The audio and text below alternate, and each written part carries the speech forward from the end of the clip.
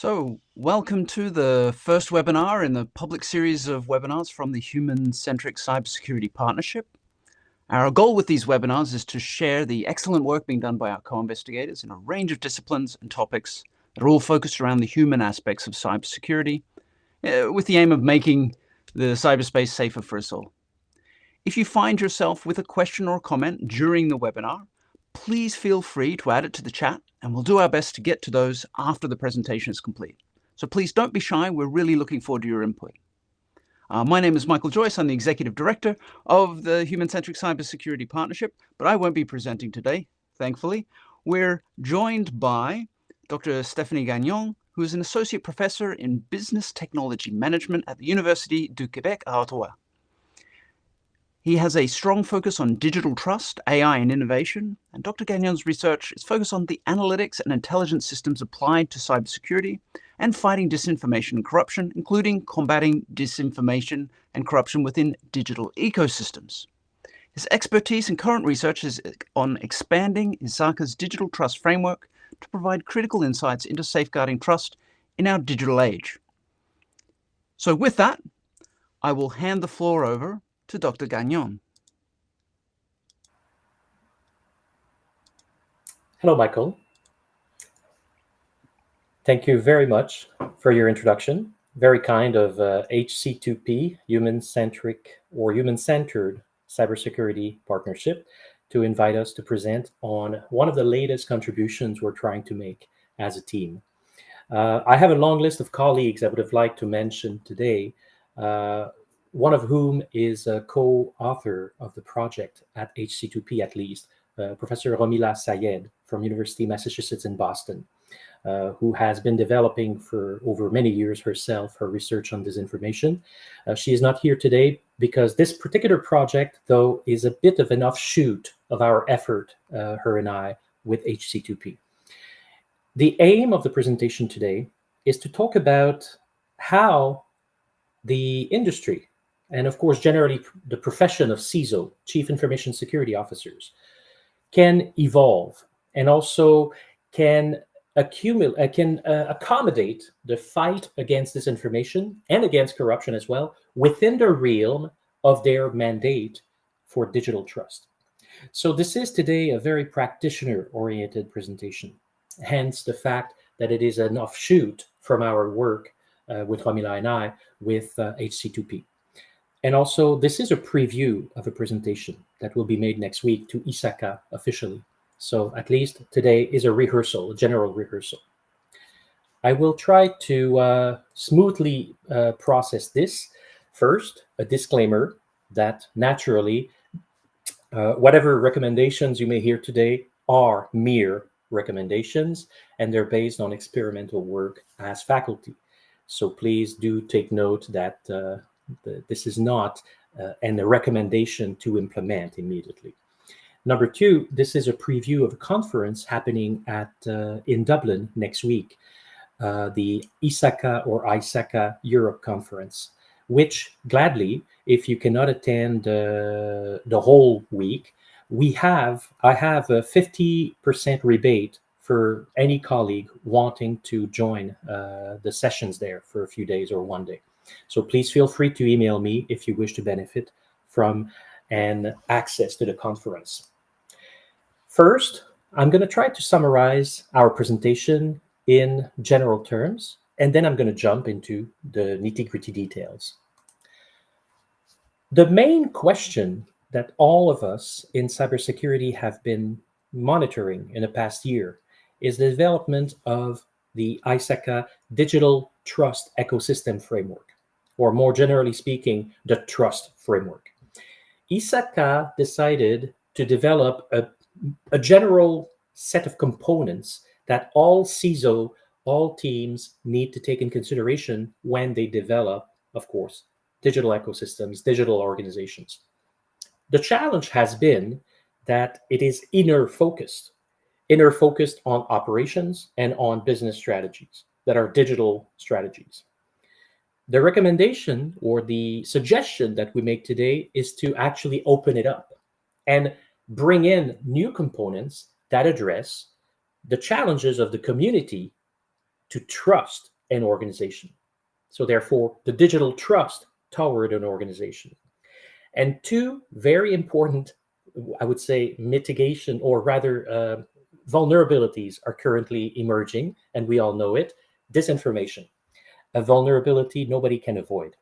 But also a second one that is often related to governments, but increasingly touches on business. Of course, it is corruption and fraud allegations. You would say, why those particular aspects related to disinformation? Well, obviously, we do try here to focus on issues that are of concern for strategy, not just operational digital trust, not just the issue of, oh, can I trust this transactional environment? Can I trust this organization to have proper custody of my information? These are obviously operational concerns. We're focused here today on the more strategic, medium, and long-term aspects of disinformation and corruption, which eventually erode trust. So the erosion of trust is a slow process and also made of crucial moments where certain disinformation campaigns are being waged against a group, whether a public sector or private sector group. And secondly, when those disinformation campaigns turn into a very murky set of allegations that are almost plausible and therefore create not just distrust or mistrust, but literally create, I would say, preemptive actions by other parts of the community. Whereas some other parts of the community will want to disengage their relationships with that organization because of those allegations made against them. So obviously, these two issues cannot be dissociated, since most of the corruption and fraud allegations are generally made on social networks on a very flimsy basis, and therefore very often must unfortunately be classified as disinformation. But of course, the purpose today is to ask ourselves, what do we need to do as organizations at any level, but especially the strategic level? What does an organization need to do to ensure that they can fight disinformation and corruption allegations against them, and especially that they develop the necessary processes to perform, of course, this governance role? And here today, we'll discuss certain aspects, such as what kind of vigilance is required by these organizations? What kind of course, solutions can an organization use? And we will come to a more technical aspect at the end, the last bullet here down there, which is basically to suggest an information systems architecture that could possibly help to automate a certain number of functions, such as open source intelligence gathering, the use of AI to ensure that we can effectively de-ambiguate or disambiguate actual from false allegations against an organization, and especially the use of robotic process automation and also other forms of automation, such as rule-based analytics, to effectively deploy such a capability across processes. So we will address those technical aspects, such as knowledge graphs and technologies that involve semantic, later on, with some discussion about the technical aspects as well. Let's jump a little bit also into the contents of the ISACA trust framework. You have here two figures that are important. On the left, you have the four basic components that are, of course, process, organization, technology, and people. Very classic, very obvious that many other frameworks have referenced them, obviously. But however, the more particular aspect of ISACA's contribution is in the gray boxes, of course. It is to define actual tasks, actual processes that governance and compliance and risk management teams must take in consideration when they perform cyber prevention. Now, you notice that they're all internally focused because, of course, that framework is primarily first concerned about the relationship of the organization with its environment in terms of transactional processes. The same way, the concepts are related to the right-hand figure between the broad, I would say, the broad focus. Notice that the human factors are between people and technology, of course. Now comes the question, as I stated earlier, can this framework help as well to fight against disinformation as well as against corruption and fraud? And it can, effectively. The question, though, as you noticed with the question mark, is what kind of concept needs to be introduced? And we propose the idea that the concept of community broadly, and specifically public space, must be integrated within that framework. We will notice at the end another slide again with a broader description of the process. We will come back to it in a few minutes at the end. Also, another slide just to broadly present the concept before I jumpstart the presentation. First, it is to understand the problem, who are concerned, what are the stakeholders concerned by disinformation and corruption allegations. In the core, you see the famous, I would say, half of an R in the middle, the serpent in the middle, that represents the flow of constant disinformation flow, constant disinformation campaigns, and the numerous fraud and accusations of misconduct towards the political sphere. And also systematically also connecting to different organizations, private sector organizations related to the political sphere, such as government contractors, specific procurement partners of the government, major organizations that have brands that are effectively supporting certain services in the government. So, of course, at the top left, you can see right away that there is a public domain aspect to these allegations. Journalists and fact checkers are working to disambiguate accusations and to identify disinformation campaigns effectively.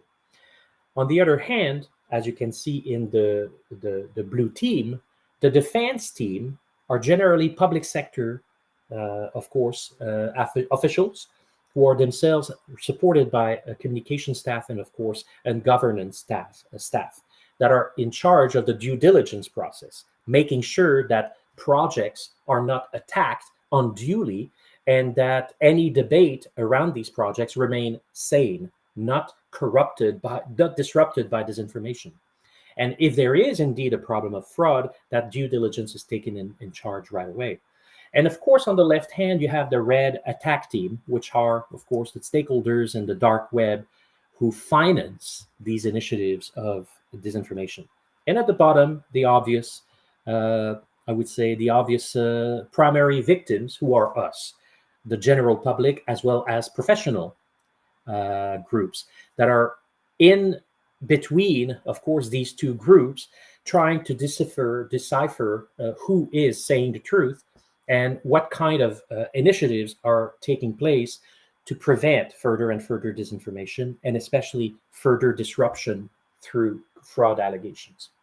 So we wanted to raise that particular, I would say, that particular diagram for one reason, to make sure we constantly keep in mind what we're talking about when we mention disinfo and fraud allegations, so that we understand who is concerned and especially who we are trying to serve with this initiative.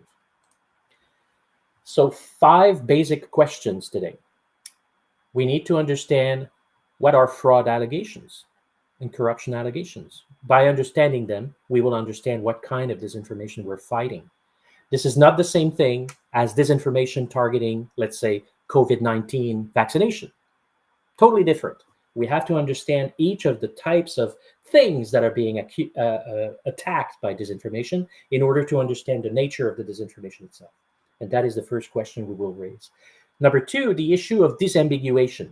How do you decipher whether something is clearly disinformation or perhaps something is merely misinformation or literally malinformation? We will explain that. Number 3, how do you monitor disinformation campaigns? Because, of course, we're all familiar with messages that appear in social media, but messages taken one after another do not represent a campaign necessarily. A campaign takes shape when an attacker is systematically coming back, attacking the same target, and effectively the campaign shows up as a crescendo of attacks and a crescendo of tactics to attack and dismount, literally, disconstruct and target organization. And especially at the end, number 4, to what extent can we use AI and knowledge graphs to effectively automate parts of that? And number 5, as I mentioned earlier, we will come back to the design or the diagram of the ISACA trust framework to make sure we position clearly where this extension to the framework can be integrated. So the brief discussion of corruption allegations to make sure that we have a definition that we can rely on. This particular diagram is just a recent thesis developed by Mr. Yannick Arnois, very senior faculty in our adjunct faculty in our university, but especially who did a wonderful doctoral thesis based on interviews with project leaders in the realm of international development, primarily in Africa, by the way. So because of his experience, of course, in Africa, that led him to carry out this research. Now, as his co-author here, I was the thesis director, he developed a diagram that explains pretty much the dynamics of corruption and fraud. Whereas the stakeholders, as you can see them, are primarily public sector, but also private sector. There is inevitably, when we talk about fraud, inevitably a private partner potentially benefiting.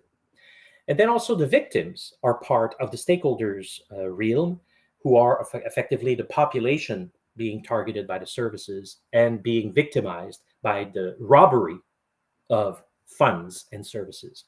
And effectively, the institutions, which appear at the top, institutions that have regulatory guidelines, such as the World Bank in the context of international development, has already extensive anti-corruption guidelines.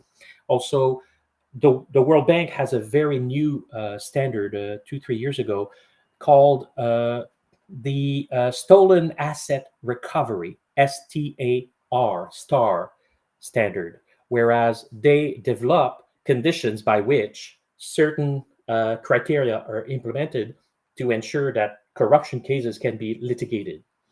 So we wanted to give you a picture here for the type of stakeholders that are generally concerned by corruption.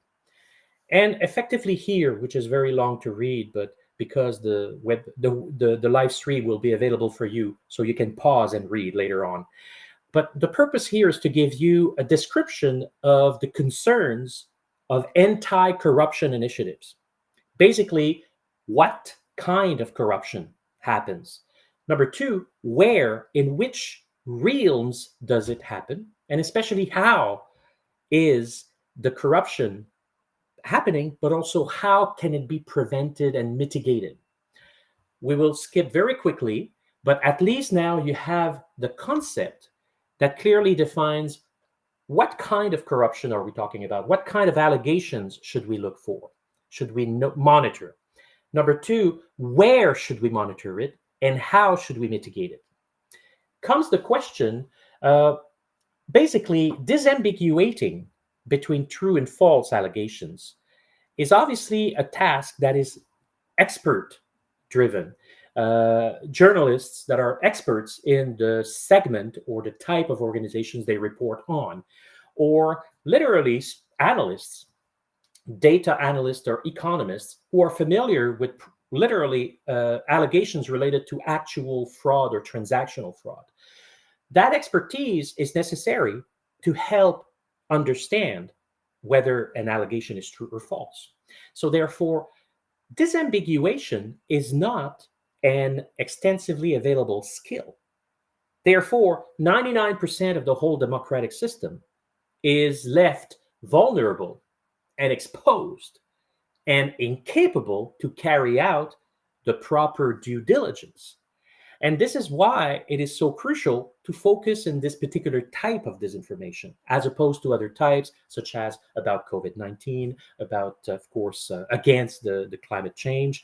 Of course, a lot of disinformation cases have been studied out there. But the type we're talking about today has a peculiar style, a peculiar form that leaves the whole democratic system vulnerable, literally. And so therefore comes the question of the consequences themselves. we know that voters are sensitive to any allegations that are negative about, of course, elected officials. We know that companies that are contractual partners of a government agency, these companies can also be targeted and tarnished by disinformation campaigns, especially by, of course, well-meaning, sometimes critical statements made by end users of public services. We're talking about transportation, public transportation, for example, is a regular case where there is criticisms on social media against an agency that is served or supported by a private company. So we wanted to give an idea here about the scope of the type of disinformation, but also the where and the how, but also then the what needs to be monitored in terms of what type of allegations and what type of public services are being criticized, and who among the elected officials can be targeted as the primary, I would say the word, targets for this type of disinformation. And the means by which it happens are generally, of course, in social media. Once we have agreed upon the perimeter of our, I would say, our problem, then comes the question, what kind of solutions are we looking for? We're looking for methods to mitigate against disinformation and disambiguate true and false allegations so that we can clarify exactly where action is needed and instantly, diligently start, again, litigation efforts and, of course, investigation efforts. So therefore, disambiguation is not just for classification purposes. It's primarily to guide organizations and especially leadership, especially top leaders, to make decisions and allocate resources immediately to act against disinfo and against fraud. Hence, the issue of, I would say the word, qualify disinformation. So this representation here that is very classic, it's been used many times and referenced here to these authors. The purpose is to understand that disinformation is about falsehood that is being used to cause harm. However, falsehood is a rather commonplace situation in social media. And of course, therefore, on the left hand, misinformation is way more frequent than disinformation. And that is, of course, the perimeter within which, on the left, most of the disambiguation effort happens. It is a matter very often to detect what is false and what is also intended as harmful, as corrupting to decision making. That is where the focus of the attention must be. On the right hand, malinformation is only I would say the word again, the word is what we call misdirection, maluse or misuse of information. And in that context, it is interesting that it is easier to disambiguate because, of course, private information, personal and corporate information are what we call, of course, information assets, are easy to verify and easy to confirm. You call or you consult with the person who is the source of the information and they confirm, yes or no, this is true. And this is easier, therefore, to preempt because, of course, malinformation is merely causing harm by using information that shouldn't be used. And therefore, at this case, should not be the priority in most preventive efforts. Prevention should focus on making sure that misinformation is clearly classified and that harmful misinformation, called disinformation, is clearly attacked and prevented, or I would say the word countered. That is the key.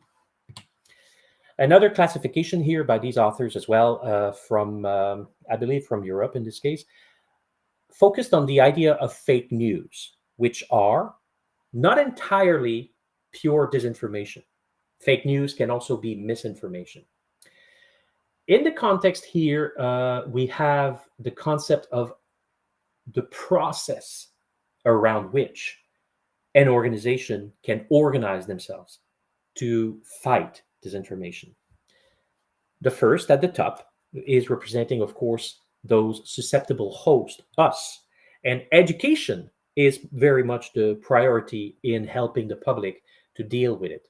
We all know about this. There's plenty of efforts being done already on that issue. On the left hand, you see, of course, the name called virulent pathogen. Practically, the concept is, of course, the source of information, and of course, naturally, the contents of messages that can be auto-detected using AI. And on the right hand, you have the conducive environment or the preventive environment as well that can be regulated and therefore can be, again, reinforced. And as you saw earlier, the diagram that unites several stakeholders around a flow of disinformation, but also attack and countering defense efforts, regulation or control of this environment is a key facet to prevent and implement a capability to prevent disinformation fight. So as we have now understood a bit better, first, the concept of what kind of allegations are we talking about that are corruption and fraud, and who are the stakeholders. We have also now discussed the definition of disinformation. What kind of information are we trying to disambiguate? Then comes the question, what do you do for monitoring disinformation campaigns? Do you merely sift through or filter through millions and millions of messages from different channels of social media? That is, of course, the brute force monitoring approach. Brute force in the sense that you are merely consuming feeds of messages and trying to figure out which ones are likely to be a problem. And this is the classic public communications problem that we're all familiar with, of course. It is a very heavy task, of course, and most organizations don't have the luxury to have such a task in place. So comes the question, what can be done in the face of disinformation to monitor the emergence of campaigns or repeated attacks? The question is interesting because it comes back to this diagram of earlier. I've circled here the different stakeholders because the efforts individually by each stakeholder are very difficult to carry out. Starting with the top left, journalists are working with elected officials to address with them major problems, major issues that relate very often to public services, public spending, public projects that involve private companies very often. And therefore, journalists are very specialized, as you heard earlier, as very often they have a background in economics to understand all the intricacies of those transactions. And therefore, when comes the time to disambiguate if an allegation is true or false, an analysis needs to be performed. And of course, time is required, and especially raw data. Raw information and raw data are necessary to compute and verify, indeed, there is a discrepancy of funds in such and such project. There is an overlap of interests or even a conflict of interest between public officials and private companies. Or worse, certain private companies have not delivered entirely. There's a gap of services being delivered. So those analyses cost, of course, a lot of time. And therefore, journalists, most often called, of course, investigative journalists, are left to their own device to work on this and therefore are not actively supported by any other stakeholders. And that is one of the weakest link, and yet the strongest one we have so far in working against disinformation, and especially pinpointing the right allegations made against politicians. So therefore, this is where the starting point to reinforce the initiative of fighting disinformation and corruption would be, of course, to invest more in that community by different means, whether it's an independent organization reporting to a parliament or Congress or a public democratic institution that has an arm responsible for that, and unit. Similar to, of course, internal audits. You're all familiar with what we call auditor generals, or internal audit or supreme audit institutions, as they're called in the United Nations. Those institutions, of course, are mostly accountants, actuaries, risk analysts who verify public accounts. But in the realm of disinformation and communications, there is still a gap to be filled that is currently being filled by specialists in journalism, investigative journalism. So therefore, the idea that there would be a unit to fight disinformation and also take action against fraud would be a unit that should be supported by nonprofit, but also a specific dedicated unit of due diligence teams that would have a more interaction with, of course, direct interaction with elected officials, and making sure that elected officials create a partnership of transparency with those units. The same way they already exist in the realm of internal audits by, of course, general auditors, auditor generals, and others. So politicians create a transparency regime by which, of course, transactions can be effectively reviewed. So that's a first step in the mitigation tactics or efforts. Other steps, of course, I will not detail all of them, but other steps are similar. They depend on partnerships between stakeholders. And then comes the question, in the middle of the diagram, you do have the orange middle slice, if you don't mind, the control slice. Controlling attacks and controlling and coordinating defense is also a crucial aspect. Now comes the question, who will carry this out? Well, obviously, this is a challenge for most organizations who don't have the resources to carry this out. And therefore, this could be classified, as we say in economics, as a public good. It is effectively a challenge that is beyond the capability of any single organization, and yet a concern of all the economy. And therefore, it is a public service that would need to be developed. In Canada, cybersecurity agencies, and as well as the US and many other countries, are responsible for many tasks related to the digital space. Among them, of course, monitoring disinformation campaigns and others.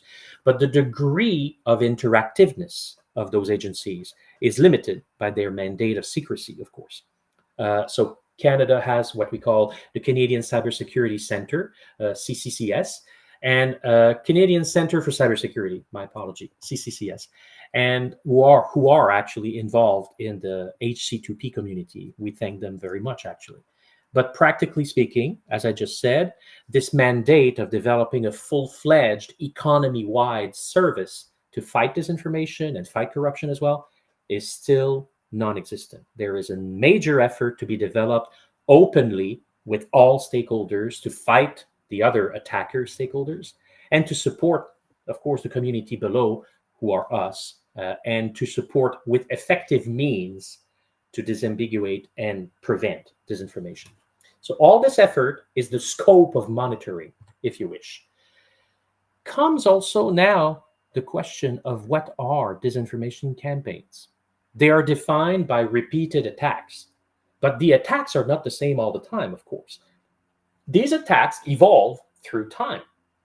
As I said earlier, the concept of a crescendo of attacks, intensively more and more, and tactics of attack that are sometimes related to, I would say the word, discrediting a public service official, or creating doubt about a certain quality of deliverable made by a company to a public service, or even worse, starting a chain of critiques that are based on absolutely false information. And although many different attacks can happen, they cannot be disambiguated the same way. They require a different types of disambiguation technique. Hence, the importance of having a good understanding of the campaign structure. This particular reference here, Disarm Foundation, which is an organization, a nonprofit based in London, UK, if I remember well, with a team in the United States, have developed a beautiful and quite extensive reference model to describe what disinformation campaigns are, and to effectively qualify these attacks are classified more of ramping up attack. Other attacks are more determinant, and they're based more in the targeting and micro-targeting type. And other type of attacks are more in the concept of, I would say the word, to drive the effort further and further and scale up in the further later stages.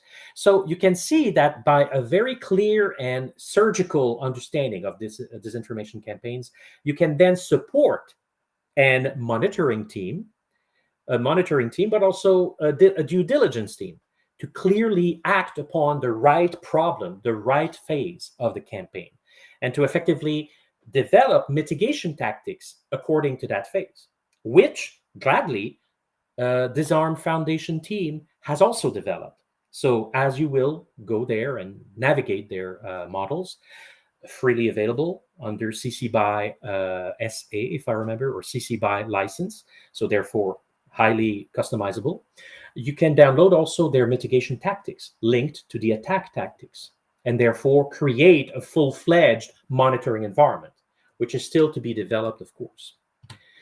So those many components of their model are, of course, very complex to explain today. This is not the purpose of our presentation, but at least you are now you are now invited to go deeper and deeper and understand how disinformation phases unfold, what tactics are being used to accomplish a strategy, what kind of techniques are, of course, happening or used by attackers, what kind of tasks and counter tasks can be implemented by due diligence teams to fight disinformation. So therefore, there's a whole realm of process analysis to be carried out by any team wanting to exploit, or I would say the word leverage, Disarm Foundation framework. But it is indeed a very rich one. Again, further details explaining the idea that there are tasks and techniques by attackers, the red team, and of course, countermeasures and playbooks for disinformation fighters or defenders that are, of course, the blue team. And of course, a whole range of detailed, classified tasks and techniques that are related to artifacts, social media artifacts, such as a social media account that is linked to specific messages, that is linked to specific channels, that have specific relationships in the social network. All those artifacts become tools to fight disinformation as well.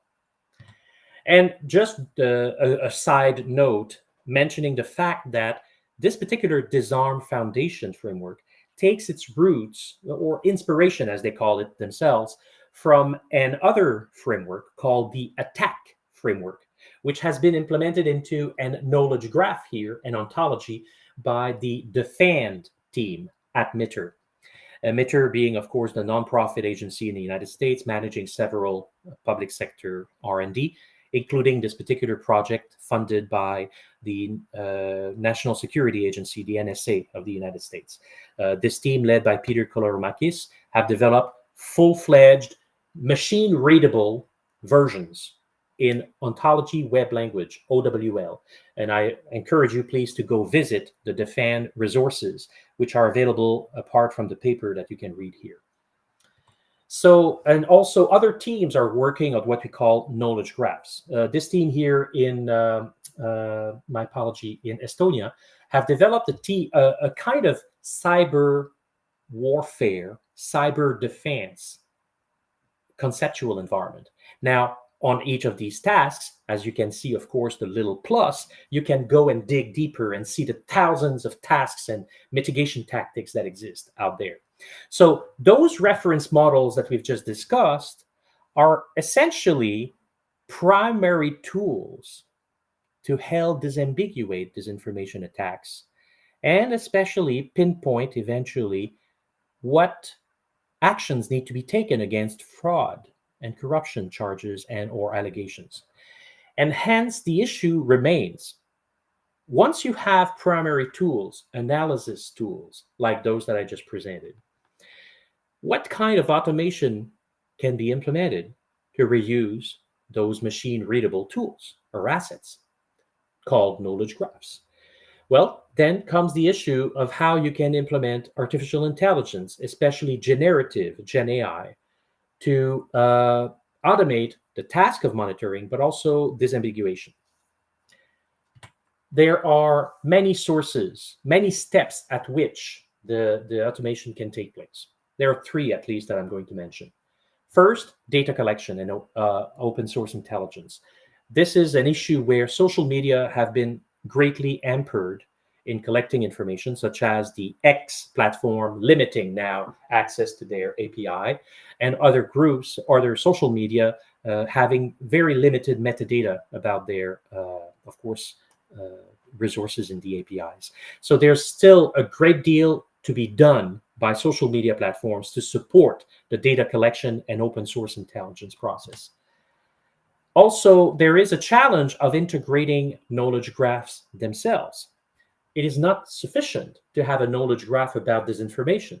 You also need to have a knowledge graph about what is being attacked in the messages, and therefore a knowledge graph of corruption, but also a knowledge graph of projects in the public sector to understand where is fraud being accused about, and then more importantly, what kind of disambiguation tactics can be used against, what kind of proof are necessary to disambiguate allegations. So all of these conceptual frameworks need to be integrated together.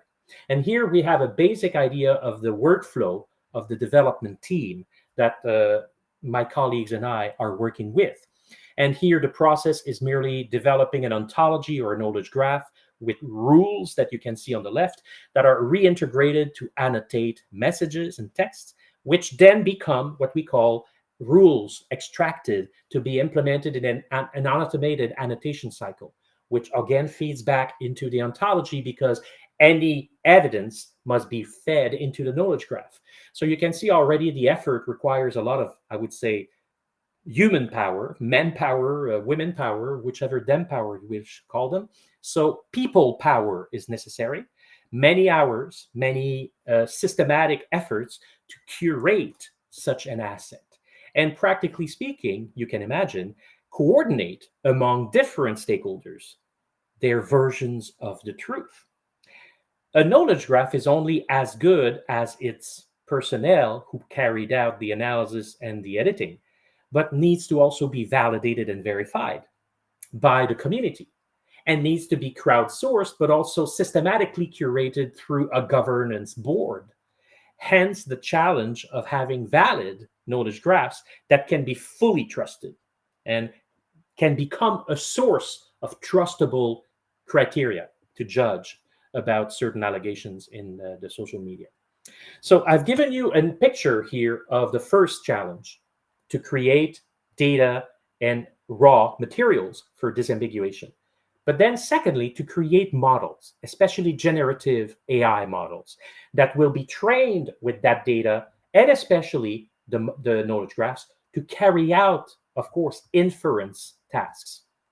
The classic problem of knowledge graph embedding, as we call it, in the deep learning community, has been resolved in the past 2-3 years by several research teams. This one is by Mr. Michihiro Yasunaga, a student, PhD student from Stanford, who just got his degree in February this year, 2024. And he published 3-4 papers that are very determinate, in fact. One of them that represents the idea that the traditional generative AI can be leveraged to train in the same time the knowledge graph and the text, which then can become a mechanism to ensure that whatever the generative AI does in return is validated as well by the knowledge graph, and consequently has better reliability and better truthworthiness. And so that's an example of this particular implementation that he made called Dragon. So his team has been working in several platforms. This is one of the latest, if I recall, of their publications. So I just wanted to give you a glimpse of the challenges of integrating knowledge graphs and semantic technologies inside generative AI to support actively the fight against disinformation. And of course, at the end, a third component, the issue of practice. Our research team is also concerned about the issue of taking those tools and those prototypes in the hands of the actual public communications teams, whether in the public sector and elected officials, but also in the private sector with large compliance office teams within the private sector. And we are asking ourselves, to what extent can we effectively support these teams, and what kind of tools will be the right fit for different teams? Some teams are purely communications driven, focused on social media contents, and that's it. Some other teams are actually focused on transactional information and especially economic data, and require tools that will raise more attention to that type of data. And therefore, tools need to be adjusted to the different efforts to monitor disinformation and monitor allegations. So that effort is undergoing, because the project is still in its first year, in its infancy, literally, of development. And the funding is good for another year and a half. So we're hoping to have good results within a year. So what we did today was to introduce you to the concept, of course, of uniting the fight against disinformation and the fight against fraud, and uniting them together in a complete process. I spoke a lot about the definitions, and of course the tools and the implementation possibly that we can make to automate especially those tasks, and to implement also what we call capabilities within the organization. What I will leave you with today, before we start the discussion in about 2 minutes, is a broad idea. It's the idea that we need to implement this capability in a place that will make it most easily adoptable. And now, out of my own experience, I have led the team to accept the idea that we must focus on ISACA's trust framework as the possible locus of our implementation of those capabilities. As you saw earlier, the idea that the community or the public space is not yet represented in the ISACA trust framework does not preclude the possibility of doing it. The first value of the ISACA trust framework is that it gives a pretty complete picture of all the operational facets internal to an organization that must be addressed to ensure digital trust. And therefore, it creates a very strong basis upon which, or onto which, we can latch the additional conceptual frameworks, such as the community and public space. And therefore, it creates also an environment that is very strategy driven, and hence can be supporting to an emergent strategy. Whereas digital trust is not something you win once and then you forget about. Digital trust is a constant problem that you have to rework on regularly. And emergent strategies means that some strategies may be failing sometimes, others need to be coming from the bottom and be tested as well regularly. And the trust framework within ISACA's reference models has been very effective at defining that internally. So the proposal is that all those aspects that are external need to be addressed within a new conceptual component called the community. My apology, there is the Y that is missing at the top because of a transfer of copy-paste recently.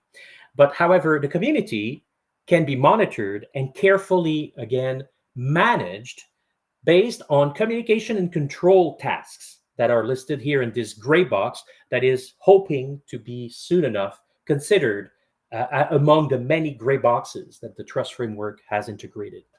Now, there are many tasks that need to be coordinated here among the 10, with many others here in the rest of the framework. That is to be done. This work has not started yet, but the tasks of reviewing each one of them will be hopefully the work of a task force eventually that I'm proposing next week to the ISACA community. So I wanted you to get a good glimpse of the idea if an initiative is to be taking place to support the defense against disinformation and also against allegations of corruption and fraud. There has to be a team of personnel with the proper tooling, but especially the proper framework to wrap up their initiative and govern their activity.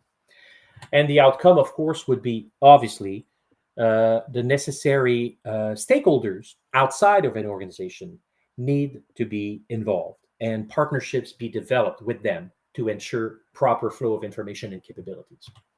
I'm going to skip all this. At the end, we know that the purpose of the presentation today was to initiate discussion. And as Michael said at the beginning, this community, HC2P, is about the mingling between academics and practitioners. And I'm very, very open, pleased to work with both. And I hope sincerely that you will email me. Please feel free, because I'm eager to see what you have to say, and especially the kind of improvements we could make to this kind of effort. Please do not hesitate to criticize, and do not hesitate to come at me and the team with better ideas, which are definitely going to be cited in our work. So we thank you very much for your time. And Michael, thank you for your, I would say, hosting. And I'm ready for your questions, please.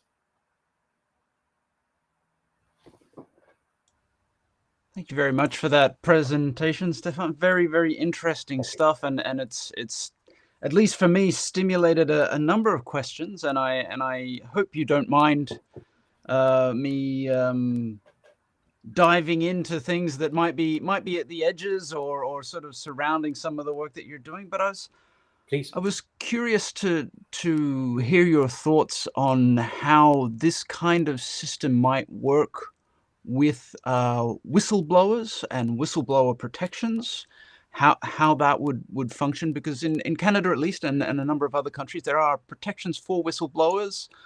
So I'm curious as to how this kind of framework would interact with people making claims that might fall under whistleblower protections. Thank you very much. Indeed, this is one of the key resources that we know in the community we really don't care much for, and there's barely a few regulatory and a few legal aspects that have been addressed, and many more need to be addressed. Thank you very much, because actually that's the question. Who are investigative journalists working with? Their sources vary so much. Whistleblowing is an activity that is very targeted, as you know so well. So the challenge for whistleblowers is not so much to have a channel. They have access to investigative journalists. They have access to actual evidence and bring it to those journalists. The challenge for the whistleblower is to be, the word would be, motivated. So the motivation is where the issue is still. And that ecosystem, as I described it today, if it existed as is, fully developed, fully carefully integrated, with all those stakeholders agreeing together to contribute to this effort, then the likelihood, of course, is that motivation for whistleblowing would grow dramatically. Because, first of all, whistleblowers are motivated by outcome. They want things to change. They want injustice to be taken care of. But, of course, investigative journalists can only hit with darts and arrows, and that's all. But if we have a complete system where the curation of those problems is taken charge of, whomever is the source that will bring the issue forward, action is being taken, you may expect whistleblowing to multiply by 100 or 1,000, which would be wonderful, because then you would see the emergence of transparent democracy. But we're not there yet. But thank you very much. That's an excellent question. You mentioned briefly who might be involved in this. You mentioned quickly a non-profit organization, and it strikes me that where topics are aligned or at least connected to political issues, and I'm no expert on politics, but having a government-run or backed organization as the dispenser of truth may be limited, in that people who distrust the government would perhaps transfer those trust properties across to that organization. Absolutely so I'm true. Wondering your thoughts about who and how we could implement an organization to do this kind of things. Thank you very much. Actually, the institutional apparatus is totally in the air. We have no clue yet. If you don't mind, though, I'll make a parenthesis about what you just said. Distrust toward the government, Big Brother, or generally speaking about politics in general. I've just sent yesterday with my colleague Romila Sayed. She is the chair of a little workshop that we're preparing in the second week of August in Montreal next year as part of the America's Conference on Information Systems. We're hoping they will accept our proposal. So Romila is an expert in disinformation, but also an expert in disinformation targeting vulnerable groups. So she has published research on, for example, the Women's Defense, Women's Right March, and how the alt-right has been attacking them on social media. So that's among so many other projects, of course. What I wanted to emphasize is that we've already emphasized that this workshop next year must invite researchers and practitioners to actually agree that for the realm of the groups in society that are the most likely to distrust the government, something must be done. Because they are the ones to whom and from whom harm is being done, and from whom distrust is growing the most, of course. And outright is equally the challenge there. How can you make the outright less paranoid? That's a big question, and that's also a legitimate question. And just a few days ago, or yesterday, if I remember, Madame Harris was trying to do that. Debunking fake beliefs, and also coming back to the idea, well, we have to live together, so we'd better make up our minds. Somebody has to say where the truth lies. Now, the idea that the institutional apparatus has to be purely governmental is not clear. I doubt it, indeed. You're right, that it may be better to ask ourselves, where should this thing reside? What should it be? I will now bring you to a facet of parliamentary democracy that we're all familiar with. Parliaments are separate from governments. Parliaments have auditor generals, ethics commissioners, different commissions, and possibly that could be where such a power should reside. The reason is obvious. Elected officials are the best resting, I would say, base onto which all these powers should be, I would say, embedded. So instead of saying the institutional apparatus should be fully self-driven and crowd-funded and crowd-driven, as it is today anyway, as well, we should consider the fact that the proper integration with the proper institutional apparatus, and also this apparatus driven by democratic institution, creating also a drive for these institutions to create the necessary laws and regulations to align with those capabilities and ensure they are properly used. That may be, in many ways, the better institutional apparatus to implement all this. So I expected an auditor general of some form to evolve into this. I might ask one final question. And developing new technologies like this, there's always some barriers, some compromises that seem to happen. I wonder if you might help us understand what you see the challenges of, whether they be in terms of the fit for this technology or in the adaptation of the ISACA trust framework to this new realm. What do you see the main challenges that should be overcome, or perhaps maybe highlight a challenge that you think you would benefit from outside assistance with? Well, I will probably put the cart in front of the poor animals, pushing or pulling the cart. I would say that ISACA is not the showstopper there, but I will discover that next week during the Europe conference. I just want to say that I think compliance officers and CISOs and all the apparatus among the cybersecurity frameworks are eager to take actions and eager to have processes and guidance. I don't think they're going to have trouble wanting.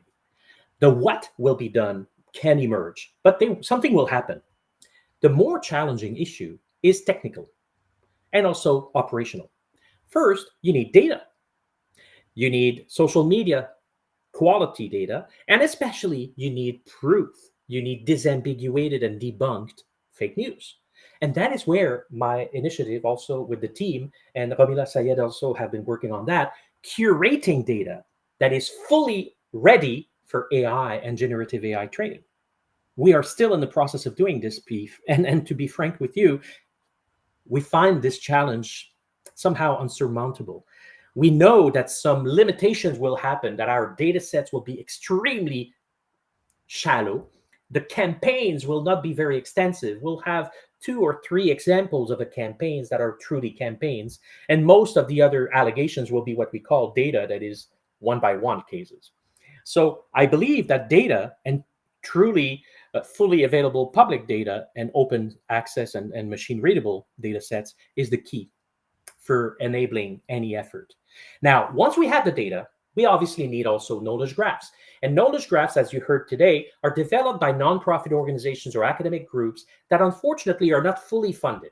And therefore, a project emerges, it produces a graph, but then the evolution and maintenance process is not very well. Therefore, this particular institutional apparatus I mentioned earlier should be mandated with the task of both maintaining data sets, but also knowledge graphs. Now, the training of the knowledge graphs onto different types of what we call generative AI, as well as different types of other technologies, not just transformers, but I urge you to read about liquid AI, different types of deep learning techniques than transformers. I focus here on the idea that the private sector initiative to innovate and create products that can be reused effectively by the public sector and by anyone as well. These people should be incubated somehow, of course, separately from the democratic institution we spoke about, but definitely targeted by funds that aim to effectively leverage those public assets. The same way there has been, of course, initiatives to incubate startups working on linked open data in the economic and reporting sector. But because of the low quality of linked open data for most governments, these startups have not fared well. However, in the context of a very systematic effort driven by an organization mandated by elected officials to directly do that, I'm assuming that these startups, because they would have more trust in the future of such initiatives and the ecosystem, would most likely invest more than they have done in the linked open data phase of that evolution of the industry. So I do believe that there are various challenges in emergence, but they are not where we would imagine them to be. Well, thank you very much for a very interesting presentation, your frank and open discussion. I think it's very promising work, and I look forward to where it goes in the future. We've come up against the end of our lunchtime, so that we can let people go back to work and discuss what they've been witnessing throughout the afternoon. So thank you very much, Dr. Gagnon. My pleasure.